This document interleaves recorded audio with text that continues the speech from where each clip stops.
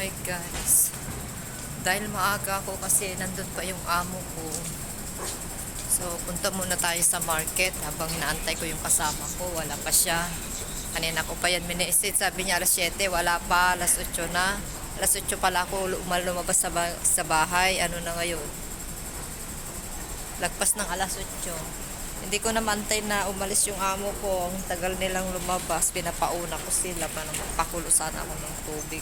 Nahiyaan ako ano doon. Nahiyaan ako ano yun, yung singit-singit. Hirap yun. Hirap, maliit lang yung kusina. Kaya, umalis na lang ako na wala akong tubig na mainit. Meron naman yung kasama ko, makakapi kami mamaya. Antayin ko na lang siya. Wala din akong dalang tubig. Yung juice ko lang na sobra ko kahapon yung nakabatel, binili namin sa Airside noon last Saturday. So may dala ako dito mais na galing sa ref kasi kahapon ko pa yun niluto. So nagme-message na yata yung kaibigan ko. Wait lang, hindi siya sumasagot kanina eh.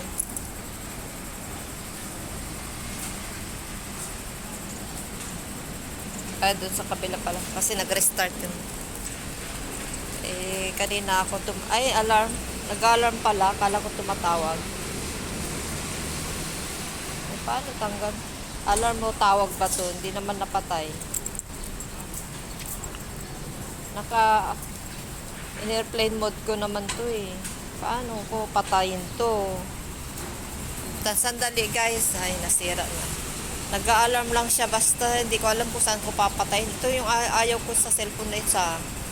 Nag-a-alarm siya, hindi ko na alam kung saan ko napapatay ng ginagawa ko. Ino-off ko na lang siya. Ino-off ko na lang. I-off ko na naman to. Tanggalin ko na nga yung alarm clock niya. Hindi ko nang ginagamit tong alarm na to kasi hindi ko alam kung saan ko siya papatayin. Pupunta ako sa alarm, ayaw pa din. Sa clock. Wait lang muna, i-post ko muna guys. Ay guys, yung kaibigan ko pala nag-miss call, hindi man kasi nagpakita dito sa labas ng screen ko, kaya akala ko yung alarm ko. Buti na lang hindi ko pinatay kasi maubusan ako ng battery dito. Lagi kong pinapatay tapos mag-open. Mabilis maubos ang battery pag gano'n. Siya no, nag-miss call na siya. So malapit na ako dyan sabi. So, patayin ko muna guys. Hindi ko alam kung pupunta pa ako sa market, baka hindi niya ako makita. So salubungin ko na lang guys. Hindi naman siya sumasagot. Patayin ko na lang muna. Baka nagbablog yun. Baka nagbablog. So ewan ko, nagdadalawang isip ako pumunta sa market. Wala naman akong iisip na bibilhin. Sa magtingin-tingin lang ako, gusto ko magtingin-tingin ko ano yung mga mura. Ayun ang bibilhin ko. So bye-bye na guys, malapit na ako sa aking pupuntahan, yung aming meeting place. Marami kaming meeting place, pwede din dito, pwede rin dyan. Mas malapit siya dito pag sinalubungan ko siya. So dito na lang ako sa unang bungad ng waiting shed.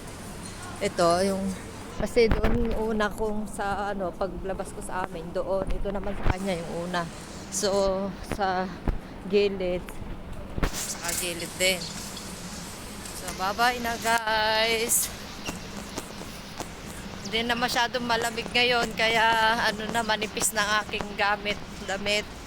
Dalawang piraso na lang aking damit. Di ako makalakad dyan, so liliko tayo kasi may mga garden.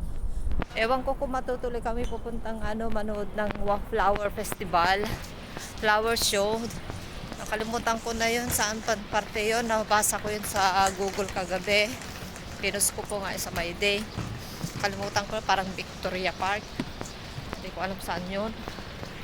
So din ko alam kung matutuloy kami ng kaibigan ko. Sabi niya bak umulan daw, wag daw kami pupunta. Hindi naman uulan guys. Maganda yung sumisilip yung araw. So dito muna ko siya antayin. Dito ko na lang siya antayin. So dito ako maupo para makita ko siya na madaan siya dito. Ayan, nag food waste ako kanina. Alam na ni amo, kinento ko na kahapon.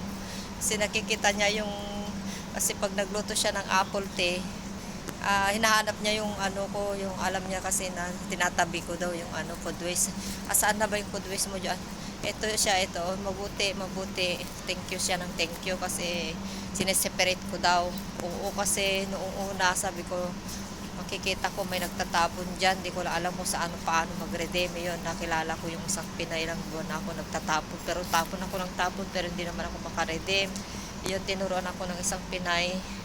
Hindi ganun naman ako makapagtanong sa mga ano, puro Chinese yung nagtatapon dito sa malapit sa amin.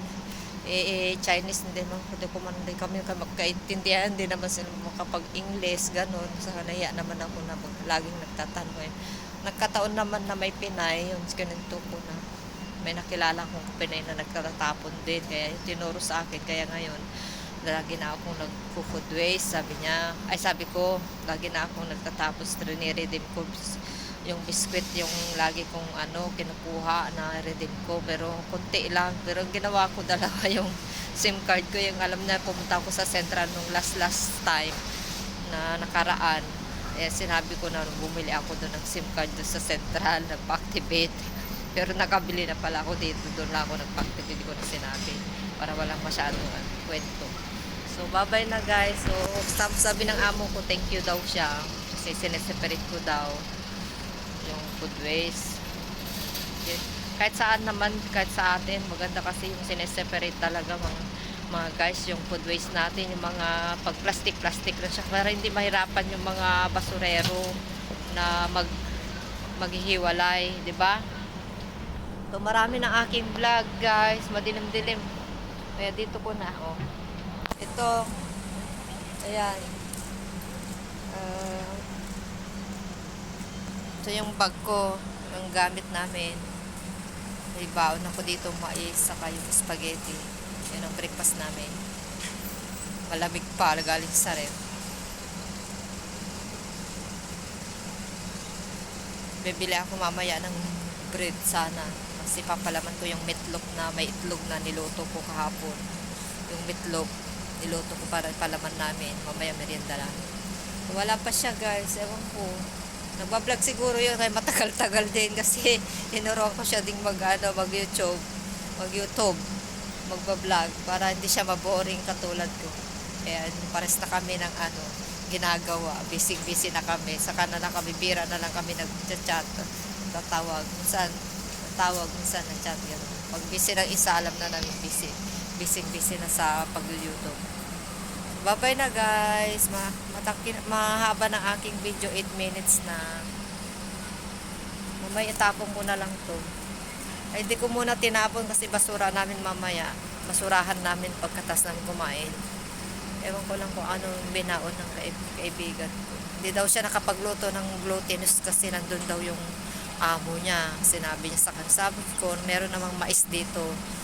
May glutinous daw siya. Hindi siya daw nakapagluto. Nakapagluto lang daw siya ng adobong manok. Yun ang request ko, adobong baboy pala. Kasi manok pa lang na last week. Ngayon naman adobong baboy. So, bye-bye na guys.